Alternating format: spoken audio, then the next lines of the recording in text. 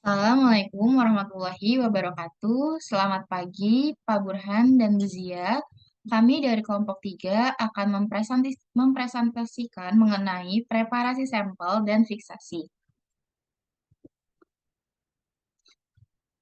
Anggota dari kelompok 3 sendiri ada Mutia Nurfaiza, Putri Arum Hasanah, Sheila Meliani, dan Tantri Azizah.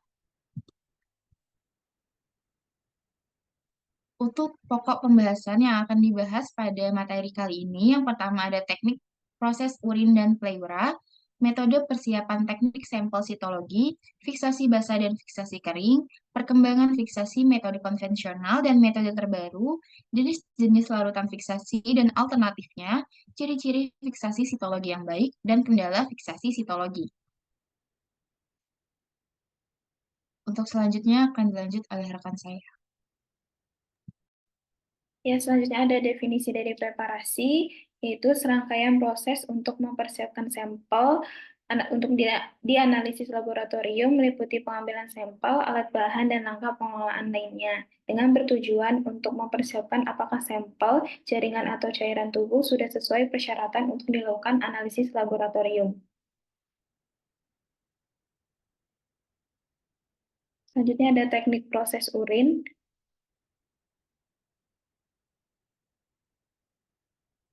Untuk teknik proses urin itu, sitologi urin merupakan suatu teknik sederhana non-invasif yang digunakan untuk screening kanker kandung kemih, dan juga sitologi urin memiliki sensitivitas yang cukup tinggi untuk mendeteksi karsinoma in situ dan lesi sistem urinaria tingkat tinggi. Namun, pemeriksaan sitologi urin ini memiliki sensitivitas yang lebih rendah untuk mengidentifikasi kasus low-grade tumor. Berikut ada jenis-jenis urin. Yang pertama ada urin sewaktu, urin yang dikumpulkan pada satu waktu tanpa memerlukan prosedur khusus. Yang kedua ada urin pagi, urin yang dikumpulkan pada pagi hari setelah bangun tidur dengan tidak mengkonsumsi minuman dan makanan apapun sebelumnya. Yang ketiga ada urin 24 jam, urin yang dikeluarkan dalam kurun waktu 24 jam dan dikumpulkan dalam suatu wadah khusus. Yang keempat ada urin postprandial, urin yang dikeluarkan setelah 1,5 sampai 3 jam setelah makan.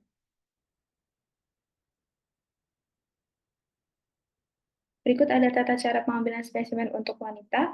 Menurut Brunzell, itu spesimen urin yang ideal untuk diperiksa adalah urin posisi tengah atau urin midstream. Dengan prosedur yang pertama, pasien mencuci tangan dengan sabun terlebih dahulu, lalu keringkan, tanggalkan celana dan dalaman, lebarkan labia dengan satu tangan, bersihkan labia dan vulva menggunakan kaset steril dengan arah dari depan ke belakang, lalu bilas kembali dengan air bersih dan keringkan dengan kaset steril yang lain.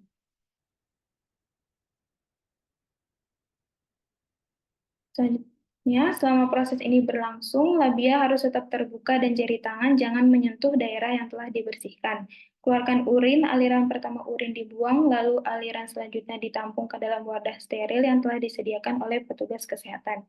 Terus pengumpulan urin selesai sebelum aliran urin habis, diusahakan agar urin tidak membasahi bagian luar wadah. Wadah ditutup rapat dan segera dikirim ke laboratorium.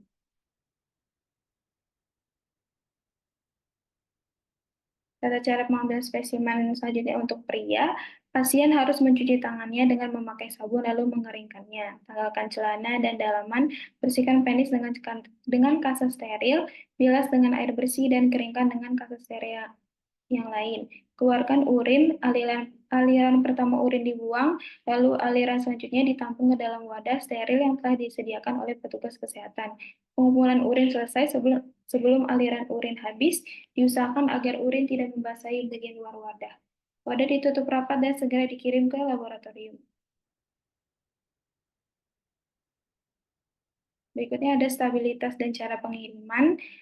Urin yang ideal untuk diperiksa adalah urin yang masih segar atau kurang dari 1 jam atau paling lambat dalam waktu 2 jam setelah dikeluarkan atau ditampung. Pengiriman spesimen urin yang ideal harus dikirim segera dan tidak boleh lebih dari 2 jam setelah berkemih. Jika ada penundaan dalam pemeriksaan urinalisis dan pemeriksaan tidak dapat dilakukan dalam waktu 2 jam, dapat disimpan dalam suhu 2-8 derajat Celcius selama 24 jam. Pengiriman spesimen menggunakan urin transport tube atau steril container. Berikutnya ada penanganan sampel. Urin yang sudah dikumpulkan tadi disentrifuge menggunakan tabung sentrifuge dengan kecepatan 1.500 rpm selama 15 menit. Setelah disentrifuge, hasil supernatan yang dihasilkan dibuang. Lalu ambil endapannya menggunakan pipet tetes dan letakkan pada objek gelas. Membuat opusan yang rata menggunakan ujung objek gelas yang lain hingga ujung objek gelas. Kemudian, fiksasi dengan mendiamkan slide dalam alkohol 96% selama 15-30 menit. Warnai slide dengan pewarnaan Papa Nicolau, lalu menutup preparat dengan cover glass, lalu amati di mikroskop pada perbesaran 10 kali dan 40 kali.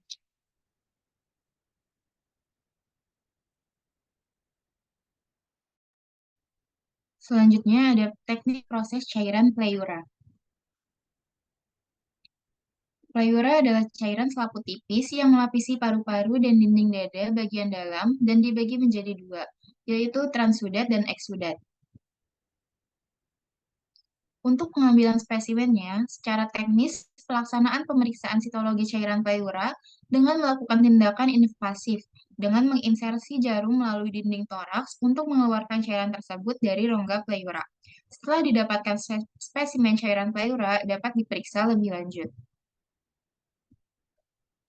Untuk stabilitas dan cara pengirimannya, setelah cairan pleura didapatkan, cairan tersebut harus segera dikirimkan ke laboratorium. Apabila ada suatu hal pengiriman tidak bisa dilakukan segera, spesimen hendaknya disimpan dalam lemari pendingin bersuhu 4 derajat Celcius. Namun perlu diperhatikan bahwa cairan tidak boleh dibekukan. Berbagai literatur tidak menyarankan penggunaan zat fiksatif, namun apabila pada keadaan spesimen tidak bisa dikirim langsung ke lab, dapat dipertimbangkan penggunaan fiksatif berupa alkohol 50% dengan perbandingan 1:1 dengan spesimen. Untuk penanganan sampelnya, spesimen dilakukan sentrifugasi dalam waktu tertentu sehingga tampak endapan dan cairan jernih. Kemudian cairan jernih ini secara hati-hati dibuang. Endapannya dipisahkan ke objek gelas dengan pipet tetes, kemudian dilakukan akusan dengan menggunakan salah satu sisi objek gelas yang lain. Kemudian slide bisa dilakukan pewarnaan untuk diamati pada mikroskop. Selanjutnya ada metode teknik persiapan sampel sitologi. Yang pertama ada metode smear atau pull apart atau akusan oles. Metode smear atau pull apart biasa disebut metode oles, suatu metode pembuatan sediaan sitologi dengan membuat lapisan tipis dari spesimen berbentuk cairan di atas gelas objek. Menyiapkan objek gelas dan pastikan dalam keadaan bersih dan kering. Lalu meneteskan sedimen atau supernatan kurang lebih 1-2 tetes di atas gelas objek.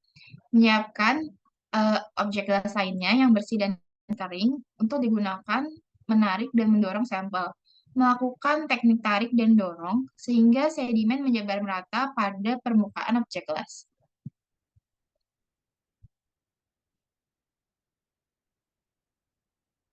Selanjutnya ada metode squash atau sliding smear atau tekan. Metode ini disebut metode tekan, merupakan metode yang hampir sama dengan metode oles. Namun pada teknik ini dilakukan penekanan terhadap spesimen dengan catatan penekanan yang dilakukan dengan lembut agar tidak terjadi kerusakan pada komponen sel. Untuk prosedurnya, yang pertama itu menyiapkan gelas objek dengan pastikan dalam keadaan basah dan kering. Maksudnya dalam keadaan bersih dan kering. Lalu meneteskan sedimen kurang lebih 1-2 tetes di atas objek gelas. Lalu menyiapkan objek gelas lainnya yang bersih dan kering digunakan untuk menekan. Lalu melakukan penekanan dengan objek gelas lainnya yang bersih. Selanjutnya melakukan putaran pada objek gelas hingga kedua objek gelas menjadi sejajar dan tarik ke arah atas.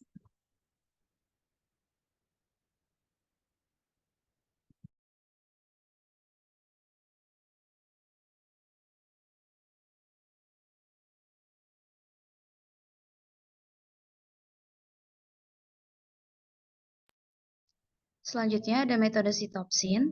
Metode sitopsin merupakan teknik pembuatan sitologi yang menggunakan instrumen atau alat khusus yang bertujuan untuk mengkonsentrasikan sejumlah kecil sel pada suatu area tertentu. Prosedur metode sitopsin yang pertama menyiapkan sepasang gelas objek, kertas saring, sitofunel, dan sitoklip. Lalu memipet sebanyak 1 cc dan masukkan ke dalam sitofunel. membuka penutup dari sitopsin dengan menarik tombol tengah atau ditekan terlebih dahulu. Kemudian geser klip setelah dilepaskan dari rakitan penutup. Yang keempat, meletakkan gelas objek pada klip slide yang ada pada rotor. Kemudian meletakkan kertas saring. Permukaan penyerap menyentuh gelas objek dan memposisikan corong sitofunel di sebelah kertas saring. Pastikan penempatan gelas objek dan corong sitofunel harus seimbang. Lubang tabung sitopsin tidak tertutup oleh kertas saring dan menjepit kaca objek dengan tabung sitopsin menjepit dengan kuat.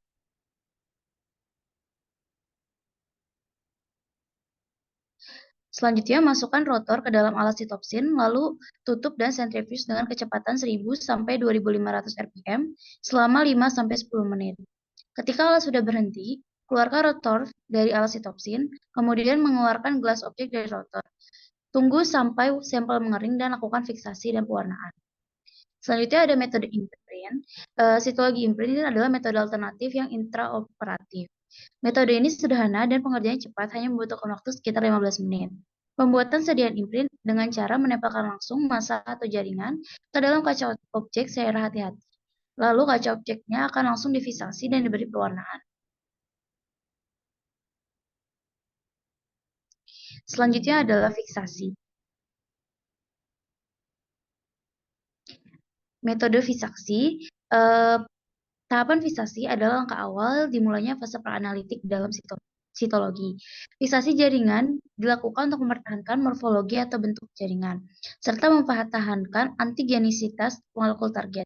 Fiksasi dari sediaan sitologi itu ada dua, yaitu ada fiksasi basah dan fiksasi kering. Untuk fiksasi basah adalah tindakan fiksasi di mana sediaan sitologi masih dalam kondisi basah atau lembab. Metode ini ideal untuk menjadi suatu sediaan sitologi yang baik sitologi ginekologi maupun sitologi non-ginekologi.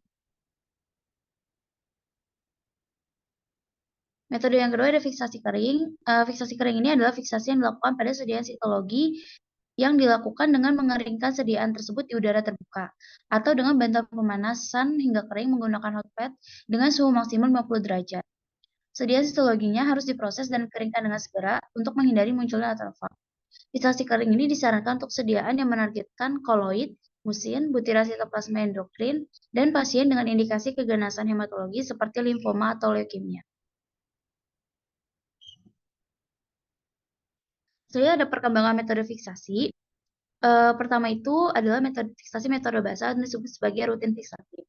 Ini adalah metode fiksasi yang paling umum digunakan dengan cara merendam sediaan langsung ke dalam alkohol, etanol atau metanol dalam konsentrasi tinggi 95-100%.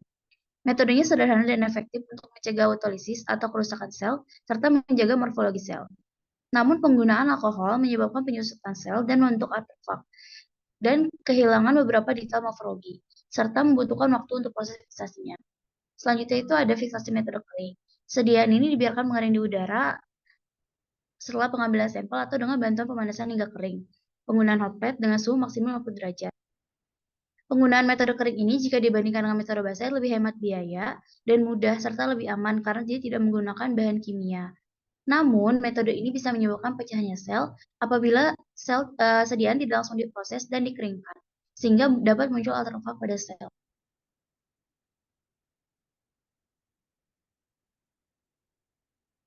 Selanjutnya adalah fiksasi metode coating atau spray.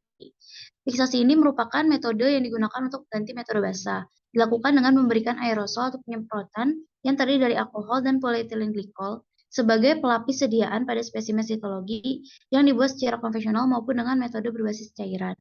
Pada saat sediaan sudah kering, polyethylene glycol tadi akan membentuk lapisan tipis yang berfungsi untuk melindungi sediaan sitologi, serta mengurangi kerusakan sel dan memperpanjang umur sediaan.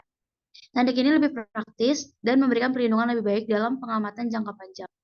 Namun, fiksasi ini tidak dianjurkan untuk kesediaan yang mengandung banyak darah, karena bisa terjadi penggumpalan eritrosit. Selanjutnya ada fiksasi khusus, yaitu fiksasi karnoid. Fiksasi ini dikhususkan untuk spesimen yang hemoragik. Asam asetat dalam rarutan ini akan melisiskan sel darah merah. Fiksasi ini baik untuk melihat detail melihat detail dari inti sel serta pengawet untuk glikogen. Namun, dia akan menghasilkan penyusutan pada sel dan cenderung menghasilkan pewarnaan yang lebih di hematoksilin. Selanjutnya ada fiksasi cair FAA. Ini adalah fiksasi yang baik ketika akan membuat sel blok ataupun dalam pengamatan sel dalam kondisi segar seperti penggunaannya di parasit, mikologi, dan lain sebagainya.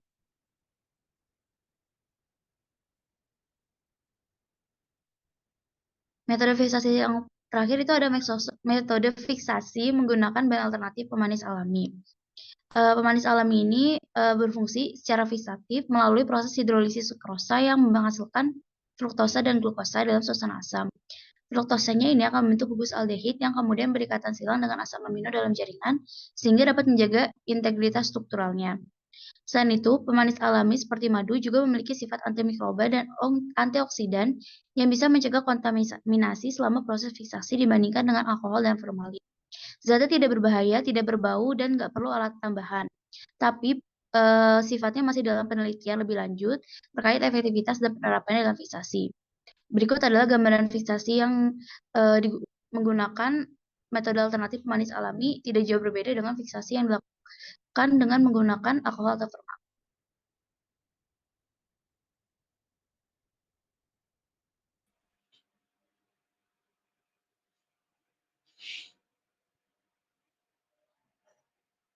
Selanjutnya ada jenis-jenis larutan fiksasi dan alternatifnya untuk sediaan sitologi serta kelemahan dan keunggulannya. Yang pertama itu ada alkohol 95-96%, merupakan larutan fiksasi ideal yang direkomendasikan dan paling umum. Kelemahannya merupakan agen dehidrasi sehingga menyebabkan penyusutan sel karena menggantikan air. Keunggulannya menghasilkan efek karakteristik yang diinginkan pada nukleus dengan detail kromatin yang optimal. Penetrasinya cepat, dapat mengkoagulasi protein, membuat sel menjadi lebih kuat merekat pada ketersediaan dibandingkan ketika sediaan basah dimasukkan ke dalam konsentrasi yang lebih rendah.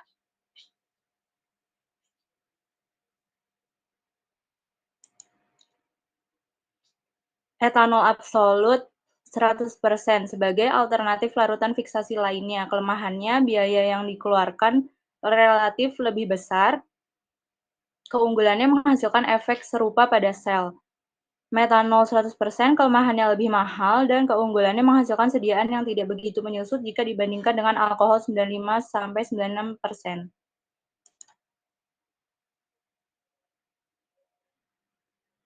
Selanjutnya eter alkohol, yaitu campuran eter dan alkohol 95% dengan perbandingan yang sama. Kelemahannya, eter tidak digunakan di sebagian besar laboratorium karena bahayanya terhadap keselamatan seperti mudah terbakar, memiliki bau yang menyengat, dan sifatnya mudah mengikat air di sekitar atau higroskopis.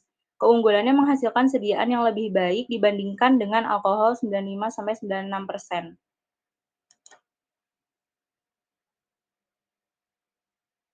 Propanol dan isopropanol 80%, kelemahannya menyebabkan penyusutan sel yang sedikit lebih banyak daripada eter alkohol atau metanol, dan keunggulannya persentase lebih rendah dari alkohol ini, penyusutan diseimbangi oleh efek pembengkakan pada sel akibat air.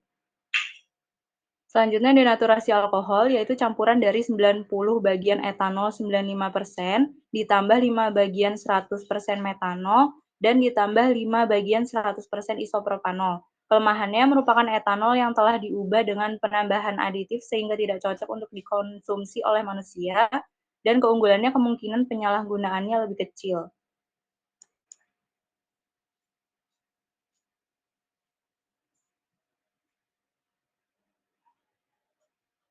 Yang terakhir ada aerosol atau penyemprotan, terdiri dari alkohol dan zat seperti lilin, misalnya fiksatif carbowax atau polyethylene glycol, dan fiksatif diapine hairspray dengan kandungan alkohol tinggi dan sedikit lanolin atau minyak.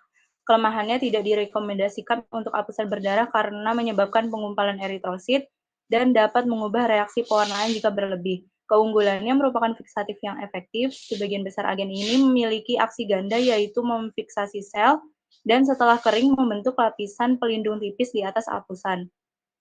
Memiliki nilai praktis dalam situasi di mana apusan harus dikirim ke laboratorium lain untuk dievaluasi dan dapat dihilangkan jika berlebih.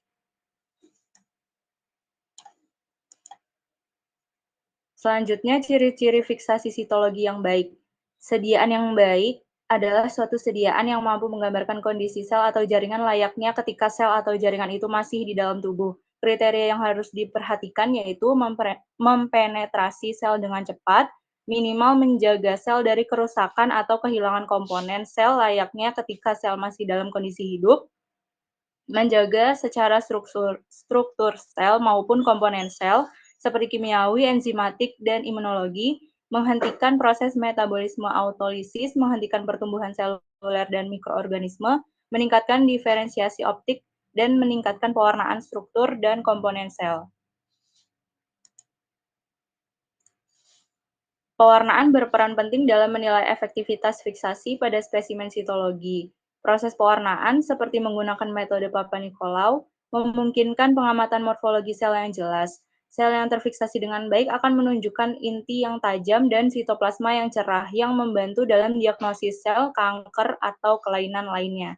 Selain itu, pewarnaan yang tepat dapat mengidentifikasi artefak akibat fiksasi yang tidak memadai, sehingga memberikan gambaran akurat tentang kualitas fiksasi. Dengan demikian, analisis hasil pewarnaan menjadi indikator kunci dalam evaluasi efektivitas fiksasi.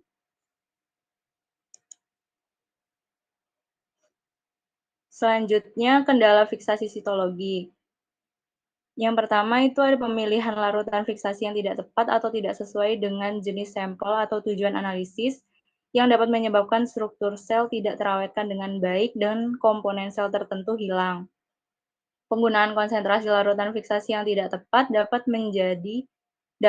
menyebabkan fiksasi tidak sempurna dan juga dapat terjadi perubahan bentuk atau karakteristik pada struktur sel. Waktu yang digunakan saat fiksasi tidak sesuai menyebabkan struktur sel menjadi tidak representatif dan sulit dilakukan pewarnaan atau analisis mikroskopis. Kesalahan penanganan selama proses fiksasi dapat menyebabkan kontaminasi, baik dari bahan kimia lain ataupun mikroorganisme. Kontaminasi dapat mempengaruhi hasil analisis sitologi dan risiko kesalahan ketika interpretasi hasil analisis. Berikut adalah contoh sediaan sitologi pada fiksasi yang baik dan buruk. Pada sediaan dengan fiksasi baik, terlihat morfologi yang baik tanpa ada pengerutan. Selain itu, warna dari inti maupun sitoplasma terlihat kontras. Sedangkan pada sediaan dengan fiksasi buruk menunjukkan morfologi yang tidak beraturan dan terjadi penyusutan.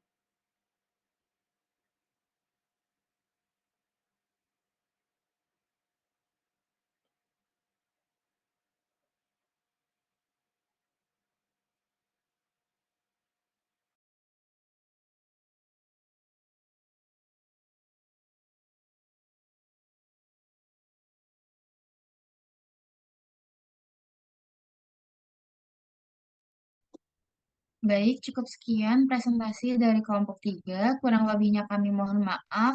Wassalamualaikum warahmatullahi wabarakatuh.